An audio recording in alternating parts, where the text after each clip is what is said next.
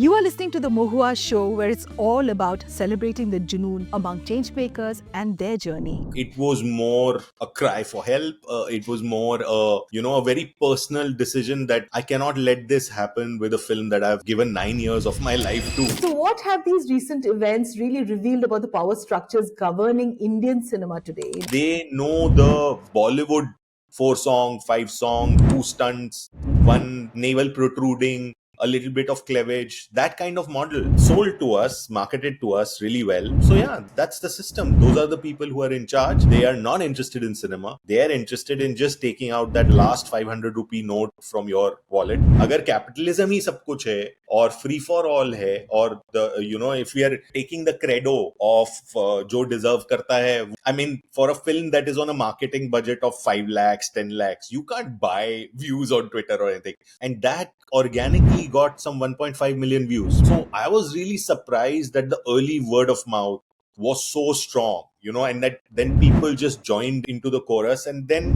of course, it became what it became after the thing of the distribution is not working and all the filmmakers coming to us. Suddenly now you're being asked to listen, come to us only if you have $1,000, okay? Otherwise, In an era where glossy spectacles dominate screens and algorithms dictate taste, Kanu Behl remains one of the few filmmakers determined to tell stories that refuse comfort. His films peel back the layers of Indian life, the claustrophobia inside homes, the moral gray zones we occupy, and the uncomfortable truth we try to avoid. But as independent filmmakers push boundaries, they're also confronting an industry whose gatekeeping is really tightly controlled over screens, funding, distribution, and even what audiences are allowed to discover. Kanu has become an unexpected voice of resistance at this moment where a lot of filmmakers are struggling. His insights go beyond cinema, they question the power structures shaping culture itself. And I'm extremely honored to have Kanu Behl here with me today because I loved his film Agra. So, welcome, Kanu, in today's episode. thank you. Thank you so much for having me. So, Agra received global acclaim, yet was denied adequate screens in India. When did that become clear to you that this was not a distribution issue, but very systemic oppression of indie cinema? I I I don't know if I mean I'll be entirely honest. I don't know if I was looking at it as systemic oppression at that moment when I spoke out on Twitter. I think it was more a cry for help. It was more a very personal decision that I cannot let this happen with a film that I've given 9 years of my life to. So even though आप बहुत सारी चीजें बहुत time से observe कर रहे होते हो and you can sense that there's a systemic sort of breach happening, and there are cracks that are beginning to develop at that particular moment. I think you're just thinking about what's right in front of you.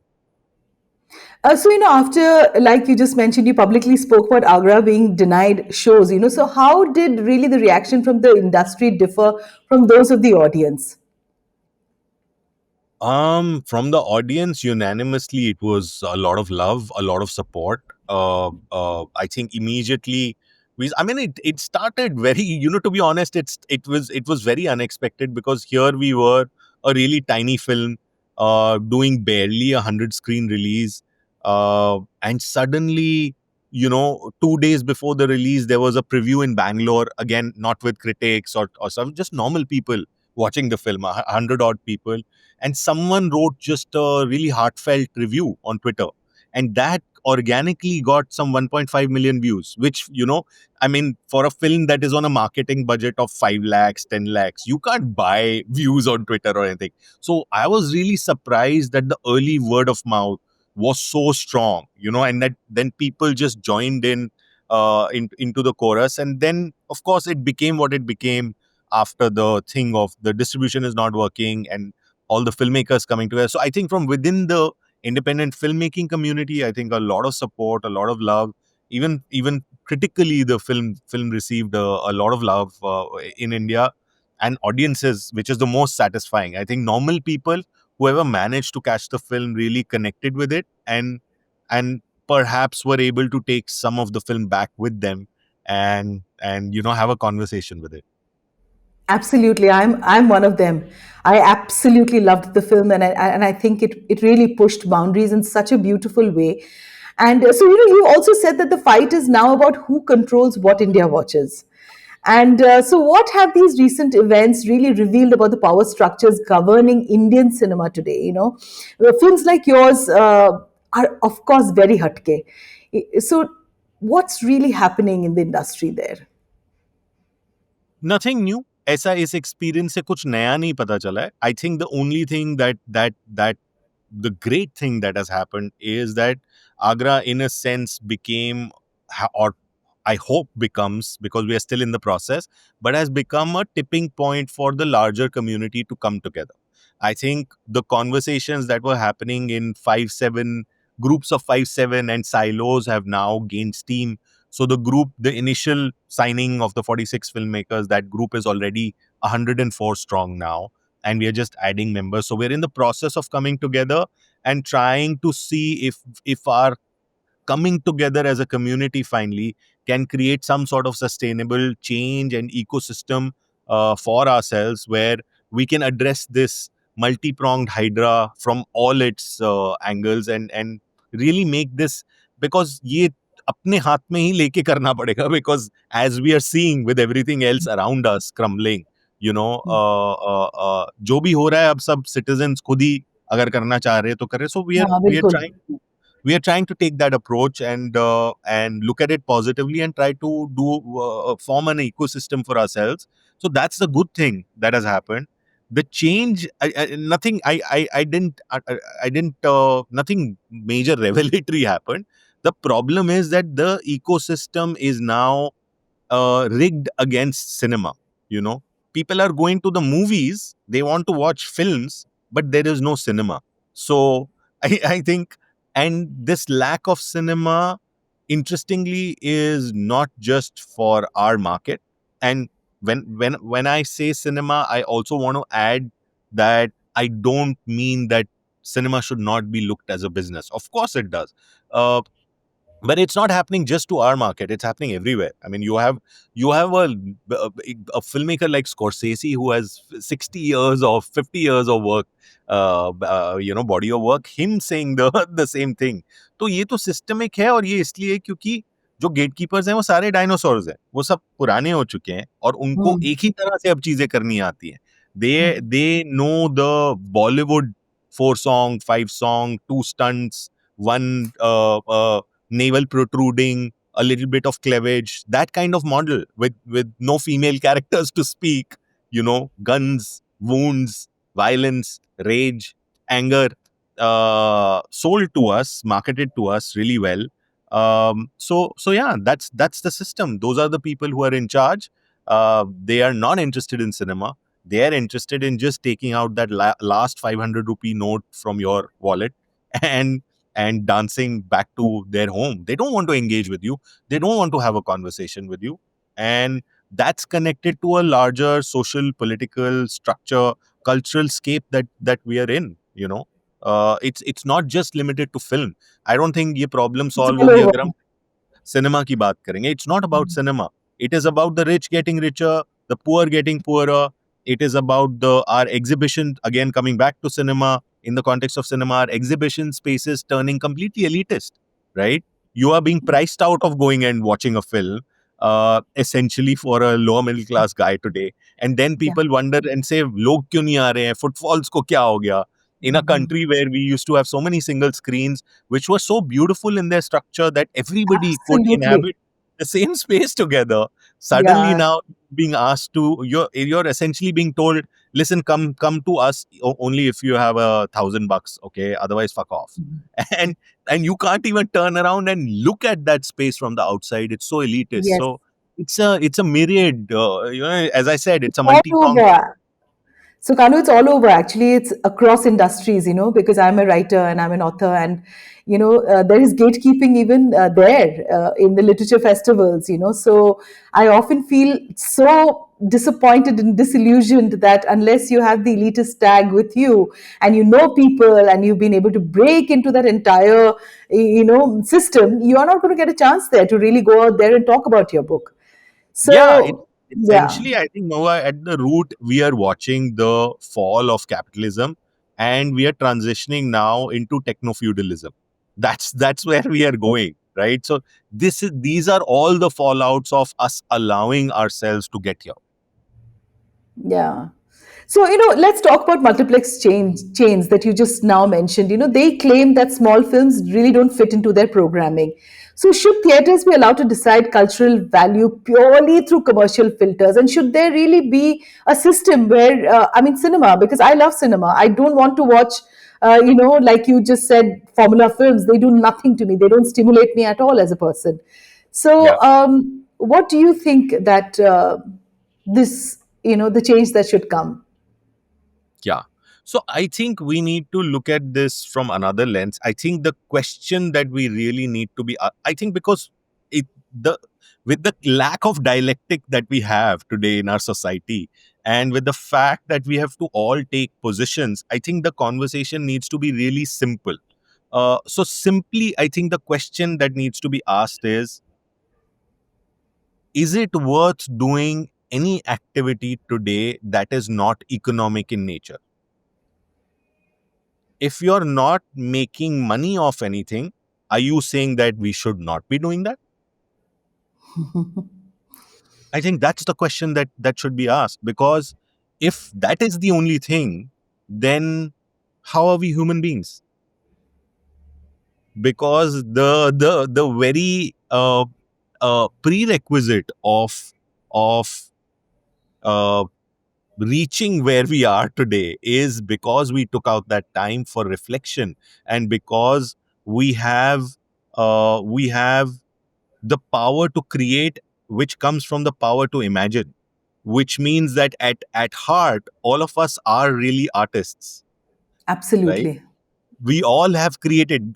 The humanity that we see around us today, whatever we see around us, has come from someone's imagination. And so in essence, the discovery of fire was also an artist, probably, right? Some guy who said, okay, let me see, was curious enough to see what happens when I With do few that, or stones. whatever. So yeah, so I'm saying, are we saying, so now the problem is that we've forgotten the origin of who we are, and we've reduced it down to the how should we say, to the output of what that activity leads to. And Really. we've So really, disheartening. we've really reduced it down to, अच्छा, अगर economic activity है, पैसे बनाए हैं, तो तू काम का है, या फिर तो अगर नहीं वही है तो है। you just walk off from here because you're no good, essentially. So I think we need to ask really simple questions and start from here. Ki bhaiya, is this everything? The day you're going to die, are you really going to care about how much money do you have in your bank account? Or are you going to Seriously. care about how you lived your life, what you stood for, did you have a spine or not? What was your relationship with your children? How did you sort of add to the lives of others, or whatever, so yeah, मुझे लगता है ये बात होनी चाहिए। Multiplexes और वो क्या करना चाहते हैं, तो पॉइंट ही नहीं है। हम तो उस डिबेट, क्योंकि ये बात हम करेंगे ना, तो कोई भी आके, now people cancel everything. Now people have 100 arguments, there will be a troll army who will say, अरे but it's capitalistic, it's the nature of the beast, whoever Mhm. has whatever will get whatever. It's going to get reduced to that. So let's remind ourselves of the basics first. I agree with you, Kanu, completely. Because I'm actually also a dreamer, like all of us, who are sailing the same boat. I continue to write, not worrying how many books have sold or which place I that I think have been. I think Moa, you, I, all of us are dreamers. It's just that some people have now agreed to be okay with killing their dreams. Oh God, say that again. Yeah, yeah. I think most people now are okay with, they've accepted killing their dreams. Hmm. How sad. So, with Agra receiving only distant limited screens, so do you see restricted access as a form of censorship? Is this a new kind of form of censorship? Oh, absolutely. Letting capitalism just run riot unchecked is not the answer, right? I mean, at the end of the day, our state is doing so much welfare today too. I mean, there are handouts being given. अगर capitalism ही सब कुछ है और free for all है, और the if we are taking the credo of जो deserve करता है वो आगे चला जाए जो भी कर ले, then why are we giving handouts during elections? Why are we giving 2,000 rupees here, 5,000 rupees here, 5 kilo rice here, 10 kilo dal here? क्यों हो रहा है फिर वो? So in a large sense, if 50 to 60% of our population is being given those handouts, and if we are on one hand acknowledging that we are a welfare state, right? Then how can we turn around and suddenly say here that अरे नहीं ये तो the healthiest child will win? If at all, the only sign of evolution, cultural evolution, is that we learn to take care of our weakest, or our most vulnerable. We learn to take care of our most vulnerable. Otherwise, तो फिर हम animals ही हैं. Animals करते हैं ना, वो तो अपने weak बच्चों को छोड़ के चले जाते हैं. Absolutely. So then how are we different? It's so dystopian now that it's almost laughable. I as I said, I've been thinking about this recently a lot, and I feel like we are so muddied in this maze of Yeah. uh, uh, uh, social media and too much content and just too much engagement that we need to simplify and rationalize the dialectic to be understood in the most basic way again. Start from ground zero again. That's where we need to go. Yeah. Me too. I always feel that we are really caught in this absolute constant bombardment of, how to get bigger, better, and, nothing that you have this overconsumption. That is very much a part and parcel of my life too. And, sometimes I really miss those days of frugality, of the days when we went into those single theaters, as a child, because films are very much a part and parcel of my growing up years, because both my parents loved cinema. And you had this the front seats that used to be a little cheaper, and then the balcony used to be the most expensive, Yeah. and all of that, like, and everybody had access to a film hall, and No, and all of that. sorry to interrupt, Mahua, but also I want to say that I completely agree with what you're saying, but I also want to clear this misconception that when you and I speak about these things, we are not just talking out of pure nostalgia. I think it is important to understand that these tech bros are no one's friends. They are No, no, monetizing. They are monetizing you and me. They are monetizing our attention. They don't want to give their aim is not to give you the cheapest and best thing, or they are not looking out for you, right? So someone has to look out for us. If there is yeah. no one looking out for us, these because these tech giants are just making farms out of our attention. Can you imagine the kind of conversation that happens in streaming platforms now, where they talk about doing TV plus plus content, or they talk about doing second screen friendly content? So essentially they are saying, oh, okay, can you please make something that is okay with letting go of sharing some attention with the audience's phone? Why would I want to make something like that, right? Why would you as a broadcast streamer be okay with that? So Questions I galore. yeah, so I think this needs to be called out, that these Yeah. tech bros are really, they're essentially, they live in our wallet, and they're just eating away at the wallet like termites. That's all there is to it. There's nothing else. So, Kanu, let's just talk about the fact that, you work consistently, your work actually consistently explores desire, repression, fractured families, So, what draws you to these very intimate, uncomfortable, emotional spaces? And to me, I relate to it because I do come from a very fragmented space myself. Yeah. Kanu, I've seen displacement, I've seen illness, I've seen restricted spaces myself, So, just want to ask, where does this whole inspiration comes from? Just I would say an interest in human beings, because it's all our lives. Again, it's not just you and me.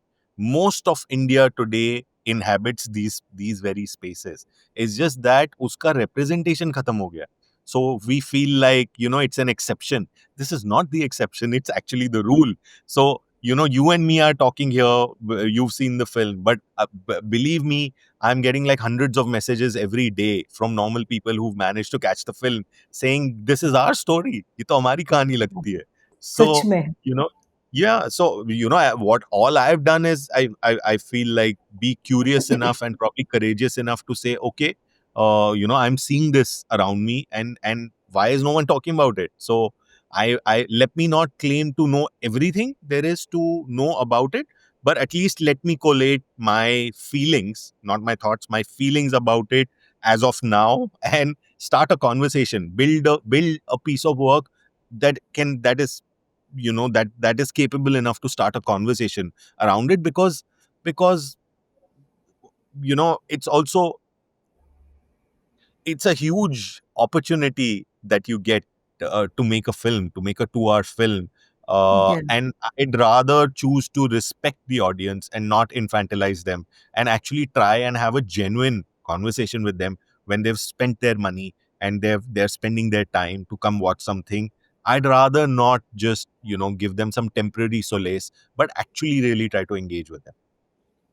So, films like Titli and Agra portray the home, not the outside world. So it's the site of the deepest conflict that most of us have. So, why does the Indian household remain central, to violence and tension, in your narrative? I need to get into your heart here. um वो बोलते हैं ना that the most be as personal as you can, because it's the personal which becomes the universal. So I Yeah. think uh, the family and the home and that microcosm almost becomes like a stage, because that's the quickest way to reach the gut of an audience, I feel, because home is everywhere. We all, India, I think, is also very peculiar in that sense that we have a very strong family structure, and we live our lives the way we live them. uh, and so that sort of battleground, I feel, is effective, because not only can it put you in touch with the heart of what you're trying to say in an immediate fashion, but it can also represent the outside world in itself. So yeah, the go go to the universal through the personal, I guess. I want to delve a little deeper here and ask you, when you say that you delve into the personal, so is there a story that you really like to share with our, listeners right now? That is there a memory of violence at home? I mean, I have tons, and passive aggression and passive violence, and really on your face violence of people who've been, of good people, but they've been caught in their circumstances. And so, is there something that you'd like to share with our listeners, Kanu? That because the Maybe, film yeah. Agra, yeah, I've spoken about that before also. I had a very tenuous relationship with my father while growing up. He had his own beliefs, he had his own way of looking at the world. तो मतलब मैं तो 20-21 साल की उम्र में भी चप्पल से पिटा हुआ हूँ अपने अपने बाप से. So literally chasing me out of the house with a chappal in his hand. So those kind of things, they happen, but I still love him today. He's no more. He passed away during COVID second wave. I love him to death, but yeah, that's what the relationship also, parts of it also were. So yeah, a lot of things personally experienced, and yeah. या हम सब वही generation से है जहाँ से हम लोग पिटते थे। मेरी माँ मुझे मारती थी बहुत। हाँ, मुझे और मेरी उसमें वजह से भी पढ़ते थे बहुत. हुँ, Well, hmm. my study hours used to be about like two sentences and one slap. So Yeah, that's why I couldn't do math. I had the same thing because they were yeah, so disappointed that, I was very bad with mathematics and I was very good with the arts, so, and that was not what was acceptable. So, yeah, maybe, we should take this, off the podcast and chat one day and, talk about it. So, let me talk a little bit about your characters. They inhabit very moral, gray zones with no clear heroes or villain, very much like how human beings are, so there is always two sides to a human being, right? So do you really think that Indian audiences are increasingly ready for stories without traditional moral binaries that has always been fed to us? Good girl, bad man, villain, which I find extremely boring now. Tell me a little bit about your characters. I mean, it's a bunch of people who, in many ways, I've seen uh, around me really closely, either within my extended family or in gully mohallas that I've lived in. People I've observed very, very closely. So it's a bunch of people put together to make this matrix of these people. But you also want to be with human beings and portray human beings, because that's the way it should be. um, how much fantasy will you take in your lives? How much disneyfication can you deal with? Right, at the end of the day, we are not 5 6 year olds. uh, the audiences have always been ready. ये मुझे नहीं लगता अब हुआ है या कुछ OTT आने के बाद हुआ है, कुछ नहीं है ऐसा. I mean, even in the popular idiom भी आप देख लो, there was a Satya, there was a Dil Chahta Hai, और there was There was Party, a film called Party, The Party, remember? the party, there was Arth Satya, there was There was that बहुत सारी Satya, चीजें. yeah. So there people have always appreciated cinema. या फिर आप ऋषिदा की फिल्में ले लो, ऋषिकेश मुखर्जी की फिल्में ले लो, they were also quite 3D in their own way. Yes, So people have always absolutely. appreciated cinema, which doesn't infantilize them. The problem has always been the gatekeepers. In fact ये प्रॉब्लम कम नहीं हुआ है. When you say that, do you think people are ready now? I think the gatekeeping problem has worsened, because before the corporates entered, most of this started when the corporates entered. That was really the beginning of the end. The OTT leg is like just the last leg we are seeing now. But before the corporates entered, the studios were more or less family owned, right? And so Mhm. there was still a lot more, how should I say, courage in the decision making, because a filmmaker who was effectively always a filmmaker got successful at a point, and got so commercially successful that he said, okay, maybe I can turn a producer now and do 5 other films. Classic case being Yashji, right? Yash Chopra. But at the heart, the filmmaker is still the guy at the helm, is still a filmmaker. And so the calls that are being taken are more film calls rather than business calls, right? So this the audience has always been there. The gatekeeping is becoming, like, the gate is getting smaller and smaller and smaller and smaller. That's what's happening. Crazy. You've also referred to the industry as being controlled by a mafia, Yeah. and it's a very big word. So where do you see the most dangerous concentration, of gatekeeping today? Do you think it's in production, it's in distribution, is it in exhibition or in OTT? Where is the mafia? Oof. can, can I just take the can I just take the safe route and say it's everywhere? It's Okay, we won't push you, but then we get the answer. without taking names, it's everywhere. It's designed. The system is now designed to only give you mindless, Disneyfied uh, Content. content. Yeah, that's the right word.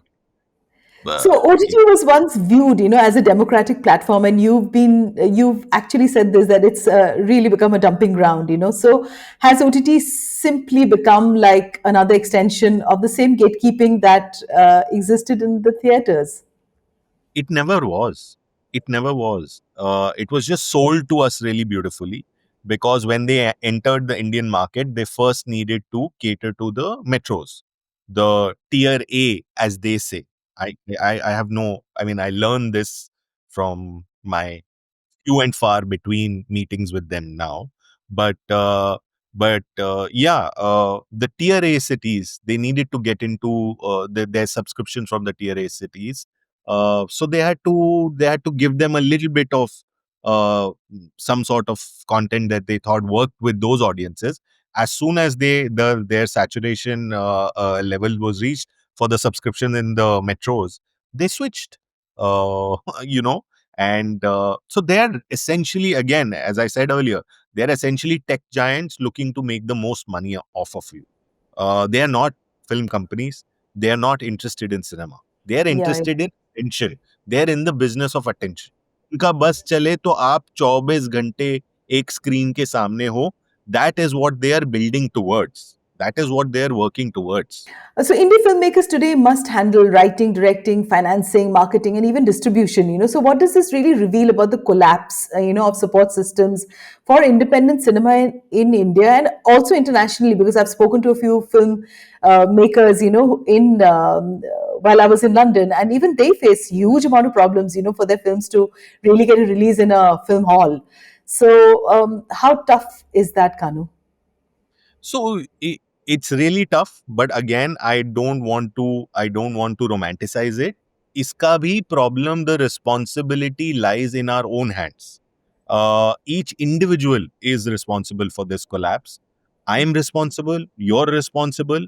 All of us who are now lamenting the loss of an earlier world, we collectively are responsible because perhaps we became lax at some point and we took things for granted. We thought कि अब ये structure बन चुके हैं, अब इन्हें protect करने की जरूरत नहीं है, and now we'll only head in one direction. We forgot that these structures can be dismantled, they can be collapsed. So I think the situation that we find ourselves in now, the best solution is to take the agency in our own hands and say we have to rebuild, we have to come together, and we have to rebuild the world that we want to see. Because left to other people, they are not going to let you have the world that you want. They are designing their own world. And so if there needs to be a counter narrative, or if there needs to be another option, it has to be rebuilt the same way perhaps 30 or 40 years ago, or 50 or 60, or I don't know, 100 years ago, depending on which country you're on. The way the earlier systems were built, they were built from scratch. So I think we are at that same point now again. You've also invoked, Javed Akhtar's movement for IP rights, as an example. So what would a real actionable movement for indie filmmakers look like today, and who do you think would need that the most? To lead it, to take it ahead. As I said, it has to be a collective. It has to be a coming together. There should not be any one leader, because that I don't. Okay, let me put it this way. I don't think a personality cult will solve this. Hmm. I don't think any. I don't think any sustainable solution has been built around a single personality cult. In fact, personality cult से क्या होता है ये अब हम देख रहे हैं अपने सामने. The biggest issue that we have around us is built around a personality cult. So I don't think there needs to be any leader for this movement. I think we all need to come together. Uh, it has to be a solution that looks at everything together, which means perhaps some sort of affirmative action, engaging with those who are running our administration and who look at the welfare of people at large, engaging with them constructively and talking about some sort of affirmative action for things that are beyond capitalistic desire, and reinforcing the need for a healthy first line of warriors that the artists are, because the artists are also soldiers, except they are different kinds of soldiers. They are the Yes. kind of soldiers that self-reflect and tell you where you are going wrong as a large at large, right? हम लोग भी soldiers की तरह ही हैं. So I think some sort of affirmative action where we reiterate the importance of what we are doing. Then perhaps also simultaneously addressing exhibition and distribution in all its forms, engaging with the almost the monopoly that PVR Inox is, and making sure that they understand that we are viable players, that we are also business oriented, and that we want to see our films make money. We are not just talking hawa mein ki hame jagah do, and we don't, because I think also most of the independent filmmakers are actually the most cognizant about the financials of their film. They are actually, because they deal with every little Yeah, of penny. course. So I think addressing that, addressing probably the creation of uh, an alternative physical distribution space, perhaps something like a Janta Cinema, which can get back people into cinema halls and they don't have to deal with an elitist space. They can go to a space that feels their own, and which they can afford, and re-engage with cinema.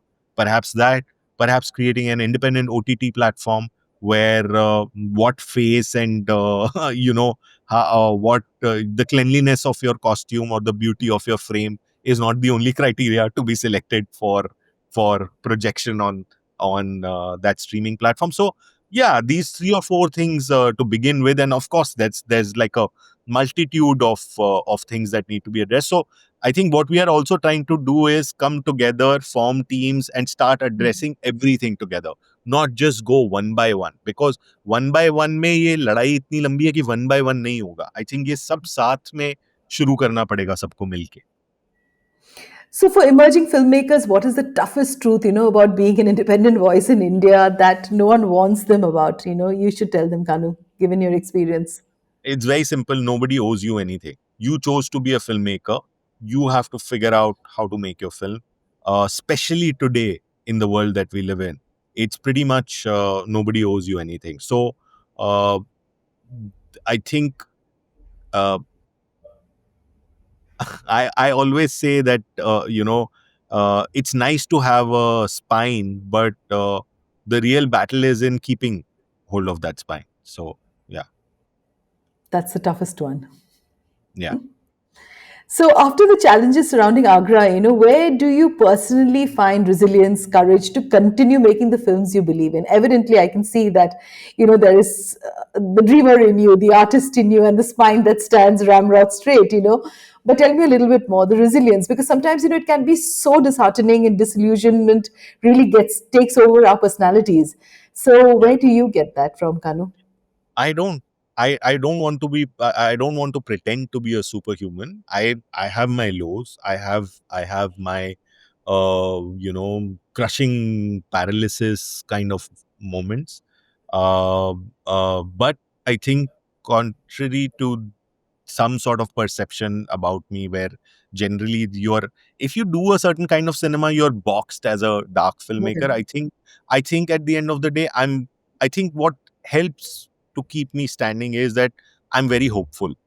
you know I have immense hope, and I love human beings, and I'm filled with joy when I interact with other people, and I see so much hope in everybody, that I feel like fighting for that hope, and just keep talking and keep having that conversation. It only can come out of a place of hope. Thank you so much, Kanu, for taking out the time today. And we really wish you all the best for all the other films. And for all our listeners, go watch Agra. I fell in love with the film. And for all our listeners, once again, if these questions matter to you, support independent films, speak up for fair access, and make your voice count, because the future of Indian storytelling depends on you.